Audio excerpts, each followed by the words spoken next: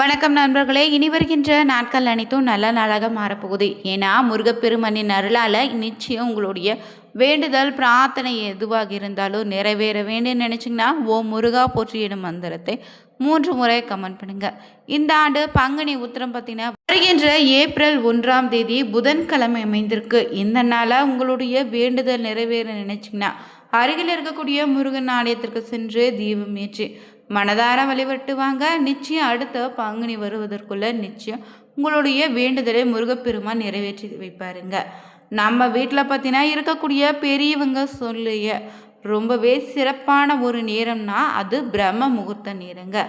எந்த ஒரு விஷயத்தையும் நீங்கள் பார்த்தீங்கன்னா அதிகாலையில் எழுந்து செய்ய தொடங்கினாலே அந்த செயலை வெற்றியும் அந்த நாள் முழுவதும் சுறுசுறுப்பாக இருக்கலாங்க. இப்படிப்பட்ட நேரத்தில் பார்த்தீங்கன்னா அனைத்து தேவர்களும் தெய்வங்களும் விழித்திருக்கக்கூடிய நேரத்தில் நம்முடைய வேண்டுதலை வச்சாலே நிச்சயம் நிறைவேறுங்க. நம்முடைய தலையெழுத்தை எழுதிய பிரம்மனினுடைய நேரம் தாங்க இந்த பிரம்ம முகூர்த்த நேரம்.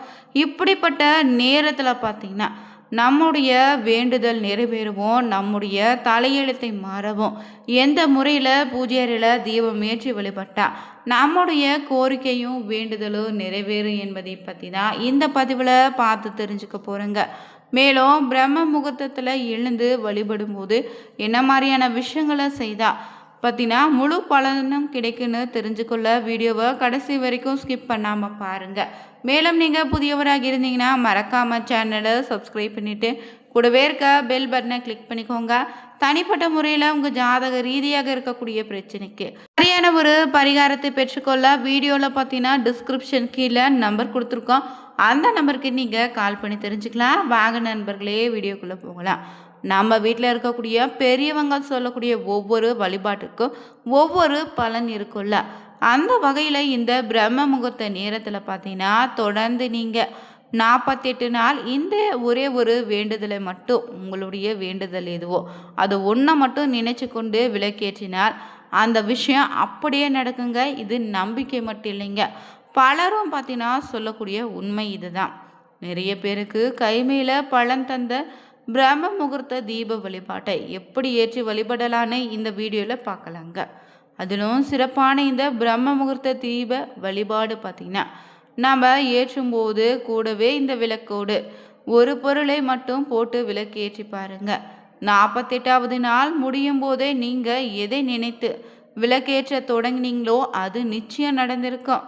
திருமண தடைகள் விலகிடுங்க, நல்ல வேலை கிடைத்திருக்கும், கடன் சுமை குறைந்திருக்கும், நல்ல கணவன் அமைய இல்லை நல்ல மனைவி அமைய, குழந்தை பாக்கியம் பெறனே, இப்படி எந்த ஒரு வேண்டுதலாக இருந்தாலும் உங்கள் மனதில் இருந்துச்சுன்னா அதை நினச்சி இந்த ஒரு தீபத்தை தொடர்ந்து 48 நாட்கள் உங்கள் வீட்டு பூஜை அறையில் ஏற்றி வழிபடுங்க. மேலும் இந்த கட்டாயம் உங்களுக்கு தேவைப்படக்கூடிய ஒரு பொருள் என்னென்னா ஒரு மண் அகல் விளக்கு பயன்படுத்திதாங்க. இந்த பரிகாரத்துக்கு முக்கியமாக தேவைப்படக்கூடிய இன்னொரு பொருள்னா அது கருப்பட்டி.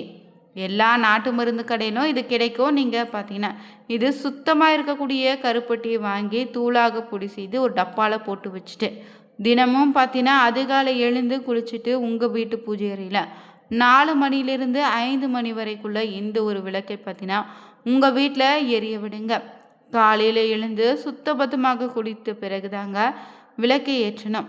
பூஜை அறையில் ஒரு மண் அகல் விளக்கை வச்சுட்டு அதில் நல்லெண்ணெய் ஊற்றி 2 சிட்டிகை இந்த கருப்பட்டை தூளை போட்டு பஞ்சு திரி போட்டு விளக்கு ஏற்றுங்க.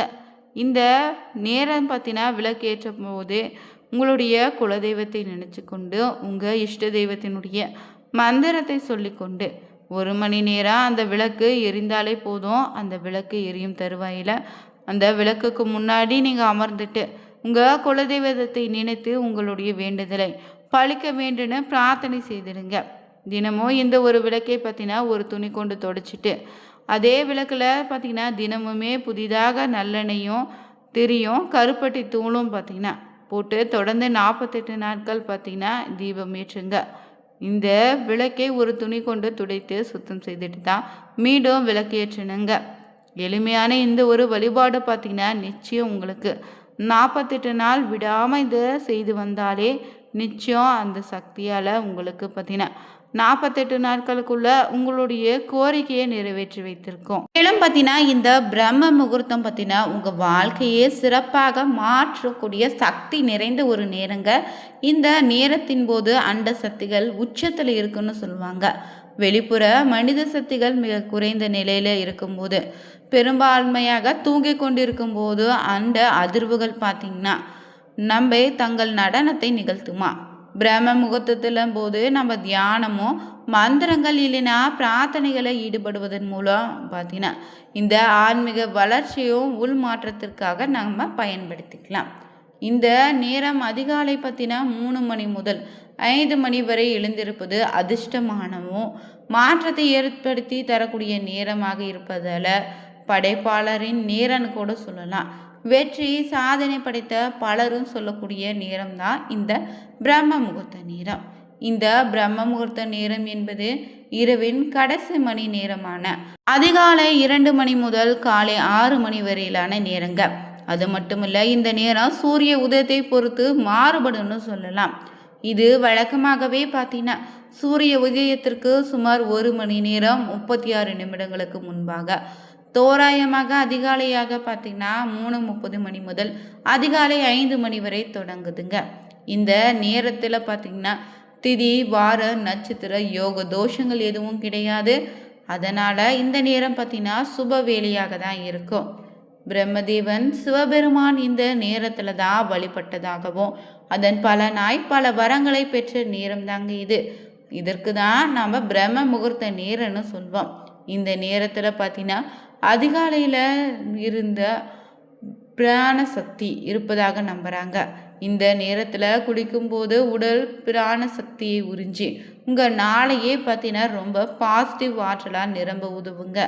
மேலும் இந்த நாளில் தினமுமே பார்த்திங்கன்னா பிரம்ம முகூர்த்த நேரத்தில் விளக்கேற்றுவதுக்கு முன்னாடி குளிப்பது ரொம்ப முக்கியம். அதுவும் பார்த்தீங்கன்னா தலைக்கு குளிப்பது ரொம்ப நல்லதுங்க. அப்படி உங்களால் குளிக்க முடியலனா கூட மட்டும் தலையில் மஞ்சள் நீரை தெளித்து கொண்டு 60 வயதுக்கு மேற்பட்டவங்க உடலை பிரச்சனை உள்ளவங்களும் முகம் கழுவிட்டு கூட விளக்கேற்றி வழிபடலாம்.